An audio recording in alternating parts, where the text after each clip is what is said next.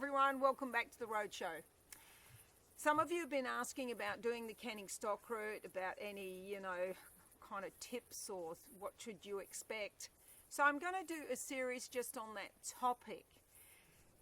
I'm going to start, this is the first, with Erika and Murray, my trip leaders. They're from the Getaway Four-Wheel Drive Club, and in June, July last year, we did the Getaway Canning Stock Route trip.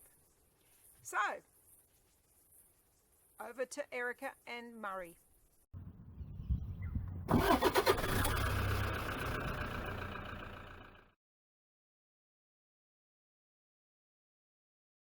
Preparation for the canning stock route started about 6 months before we actually went on the stock route. Might have been a bit longer than that.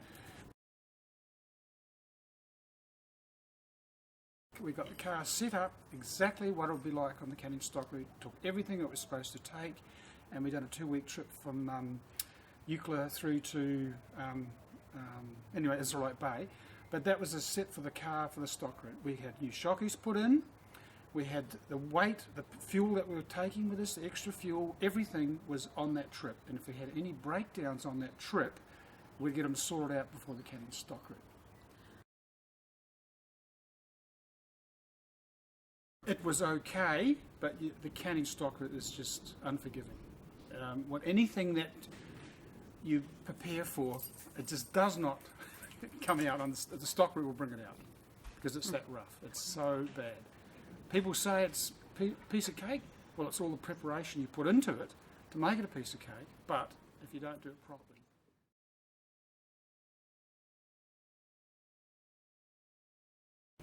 Taking along a good first aid kit I think is really important. We had a really huge big first aid kit and had everything you could possibly need, from splints to bandages, we had medication, everything like that. And that was in the car, but everyone had their own individual first aid kit, the Panadol and Band-Aids and everything like that. But you really need to think ahead, snake bites, have all the bandages and everything close by.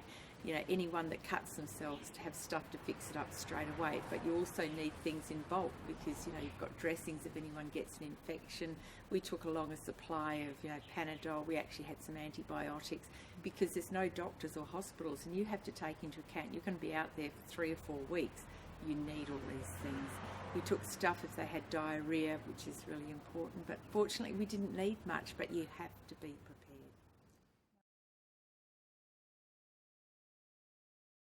Yeah, we made sure that all our health was up to date, teeth checked, filled everything. But, when you get a toothache, the one thing we found we didn't have was the aspirin.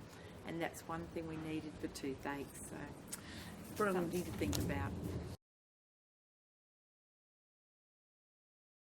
Everyone had this medical form and they filled it out, and it had next of kin, it had their medical conditions, it had Medicare number, HBF number, anything like that, because just in case of any severe accident, rollover, when the partner was incapacitated and the other person was in a state of shock and couldn't give any details, you had to call the RFDS and get them, evacuated out, and you wanted to know a little bit of their medical history. It was there, what medications are on their history, the next of kin to contact them, because in an emergency, your mind just goes a blank. And I thought that was really important to have for everyone's safety. It was put in a sealed envelope, and it was put in either their glove box or the trip leader's glove box, only to be opened in case of emergency. All these little bits and pieces that we've been ironed out before we went on the stock route and on the stock route, it makes all the other trips now just that little bit easier, but not complacent, but a little bit easier. We decided that everyone should actually carry a spare key, and some people would leave their spare key with a spouse, in the purse or anything, and you could actually leave the key in your envelope that had all your medical details in someone else's glove box. So if you happen to lose your key or lock it in your car, at least someone had the spare key to get it out, which was really handy.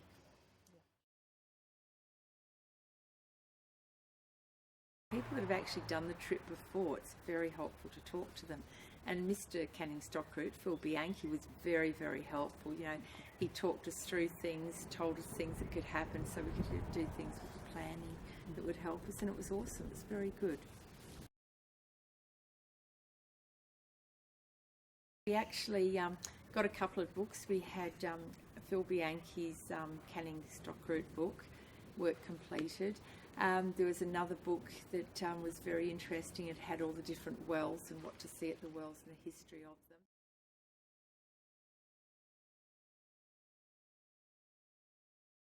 We did a lot of Googling and finding out, you know, things about the stock route, what people had seen. And we also got onto the sites of a lot of tour companies that actually did the stock route, and we saw what they saw, and you know, we made sure we weren't going to miss out on anything. So if they went to see it, we went to see it. Before we went, we'd actually worked out roughly day by day what we were going to see. We knew we had, you know, about 4 or 5 weeks, so we planned it. But that was always open to flexibility. You know, if people wanted to see something that wasn't on the guide, we'd just slot it in. If we found that we'd allocated 2 days to see something and we saw it in one, we'd just move on. There was a lot of flexibility. We wanted to make it everyone's trip, not just our trip. And we said, if there's anything you want to see, tell us, and we'll try and incorporate it. At the same time, we made sure we didn't deviate too far from the actual plan. I'm very lucky we've got 2 CBs in the car, and I didn't realise how important having 2 CBs were until we were actually on the track. And both of them are hard mounted in the car, and we could talk to the group, the cars that were behind us, and on one, and then talk ahead on the other, and Erika had done that side.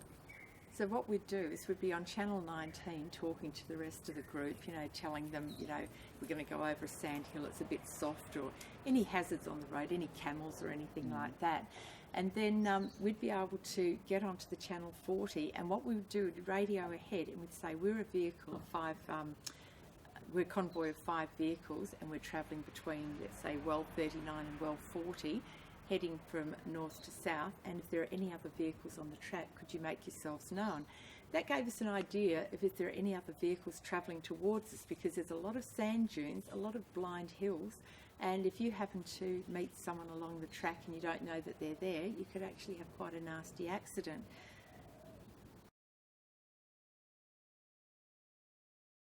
A lot of people that do the stock route don't communicate. It's funny enough, the older people will communicate, but it's the younger ones are not communicating. We can hear them chatting away, but they weren't communicating with us. And Channel 40 on the stock route is not a communication channel for chit-chat, it's to let other vehicles know that you're on the track. That's all it's there for, and you can swap channels to talk to one another what's going on. But some people just don't talk, and some people have been very, very good to us. They actually say, you know, they're coming with two trailers and they'll pull over and wait for us to go past. So some are very good and others are very, very bad. Very dangerous, you know, because we knew that there were people out there, you could hear them talking on the Channel 40, and you'd put the call across to say that you were travelling from north to south, and they wouldn't acknowledge you. You know, there was just absolutely no response, and you could hear them laughing, saying, oh, did you hear that call? But they wouldn't tell you where they were, so you had no idea when you were actually going to come in contact with them. And fortunately, there was one time we were talking to this guy, and he was travelling from south to north, and we knew we were going to come across him on the track, so we were very wary as we were going up the sand hills. And even though he knew we were coming up, and we knew that he was coming towards us, we didn't know where we'd meet. And just as we both peaked at the top of this sand hill, we saw each other, so we both had to roll back down. Now, if we hadn't communicated, we would have gone belting up the hill, and we probably would have hit them at the top. Back to Mr. Canning Stock Route, Phil Bianchi, when he told us that he couldn't make it, we asked him straight away, you wouldn't have any flag points to the stock route, just leaving from Perth. So he gave us the little stick, put it into, and I bought a little touchpad and downloaded what he had on there. From Paynes Vine right through to the canning stock route and back. Phil was he's done it a number of times, as you well know, and he had lots of little flags for us, and we tried to stay at these flags. In fact, we stayed at most flags or visited the flags along the way, and it was so important that we didn't realise how important it was until we came to, because there's not road signs out there. You come to a T intersection, you can look up on the screen, and you can say, Erika gets on the two-way and say turn right or left at this intersection. Very important to do your homework on that. You can actually, you could actually just go along and get through it, but it'll be very hard going. And it's very, very important to have some sort of mapping system. That one where we're heading out to Dibble Springs, and we came over the sandhill, we got down to the bottom, and of course one road went to the right, one to the left, and we thought, okay, Jeremy and the others have gone to the left, but our GPS thing is more or less saying go to the right. So we stopped there, we called the others back, and we had a look, and there was a sign, a black sign, that everything had faded, there was nothing on it, but if you looked really closely you could see the marker pointing to the right. Now that was on the ground where no one could see it. It was just fortunate we had the little GPS thing that we could follow, otherwise we would have missed out on Dibble Springs and gone straight to Durba Springs. And What was it, 47 or one of the wells, the water was really, really high, and there's no way we could find it to get to the well, and so even our map was saying go, and there was water. That was 26. 26, yeah, sorry, 26, well, yeah, 26. Okay. And the water was, there's no way you could get your car in there, so we had to divert way up and around, and once we took up there and got back onto the track, it came up where we were. But Jeremy had a different mapping system to what we had. There's quite a few on the market out there, and one, Jeremy's one's really, really good. The one that we had, we just had Google. No, we had the mapping now. HEMA. We had HEMA maps, and that was very, very good. And with Phil's flags, it was good. We would have been lost without those. So. Yep. Please take a paper map, because it just takes a little bit of water to get in the system, and you are not very good, because your system shuts down. It's no good at all. Or you lose power, one of those sort of things like that. Corrugations are about that by about that deep, and it just shook the car. It didn't shake it to pieces, but it certainly put it through its paces. And I happened to snap the left-hand mounting bolt on the radiator, and so we zip tied it all together, put towels down around it, and it done the job really well. Plus, since the corrugation's so rough, the bolts that hold the muffler system onto the gearbox, they wiggled out. So of course the exhaust pipe broke off at the manifold, so I had to wire that on. So the preparation, you can't prep for that. You just can't. You can carrying a whole garage with you. So it's really hard, and you just drive to the conditions. That's all you got to do. Well, hopefully. Some of the things that we took, we had a big list of things from welders, welding rods, angle grinders, everything. You think, why would you need those? But fortunately, we didn't need them. But there was a bus tour that actually, radioed ahead, and they wanted to know if we had a welder, welding rods, angle grinder. Because what did they do? They snapped the front wheel off the vehicle. The communities will ask for your permit, and they can make it very difficult, or they can make it very easy. Now, we knew that we'd need extra fuel. We worked it all out, and we'd also looked at the Facebook and all the rest of the stuff and talked to people, and they said that there is a fuel drop, that fuel is brought out from Newman and dropped at well 23, and you get it in 44-gallon drums. and it's about $395 for the 44-gallon drum.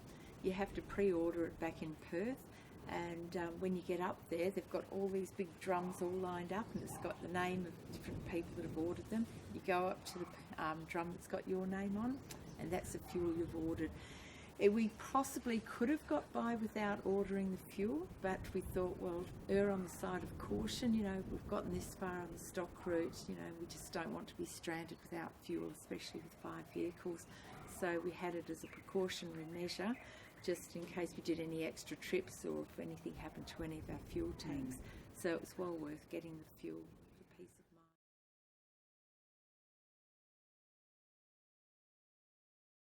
mind. And the people that provide the fuel, there is a pump there, but we took our own pump with us. We took a Tamanai pump. And I would definitely not take as much stuff.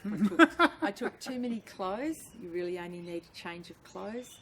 And also would not take as much food because we came back with heaps of food. You just overestimate how much you're going to eat. And because you're sitting in the car all day, you just don't eat. The only thing is maybe stay a couple more days in different places, have a good look around. But because once you get in that mood of travelling, you just don't want to stop. It's that good. I think a good trip leader is one that will actually listen to people. You know, you can go in and pretend you know everything and make out that it's your trip and you're doing everyone a favour. But I think a good trip leader listens to everyone and it makes them feel as though it's their trip as well as yours. Exactly right. Make them feel comfortable to say, I want to see this, or I've seen enough of this, or at the end of the day, we've still got the ultimate say in things, but it's everyone's trip. They've saved up hard, they've done a lot of preparation. We want everyone to enjoy it and feel comfortable to speak their minds. Yes, I think comfortable to speak their minds, I think that goes down really well. To actually know what you're going to see. You know, we could have gone out there and not known anything about the stock route and just fumbled along and pretended we'd known things, but to actually do a bit of reading beforehand, a bit of research preparation, know what's happened beforehand, and if you don't know something, you just own up to it. You don't go, you know, pretending you know something, and you just look it up after, you know, it's good. Murray and Erika were the most fantastic trip leaders, and I just think, wow, you know, out of 10, they were 11s. So I hope you've enjoyed some of their insights and any tips they've given you. Love to hear any ideas or tips you guys have got. Are you planning any big trips? What are you thinking? Put them in the comments below. If you like the video, please give me a thumbs up. Please share these videos with your friends and subscribe up here if you're so inclined. It's been great having you along on the Roadshow. Hope to see you again.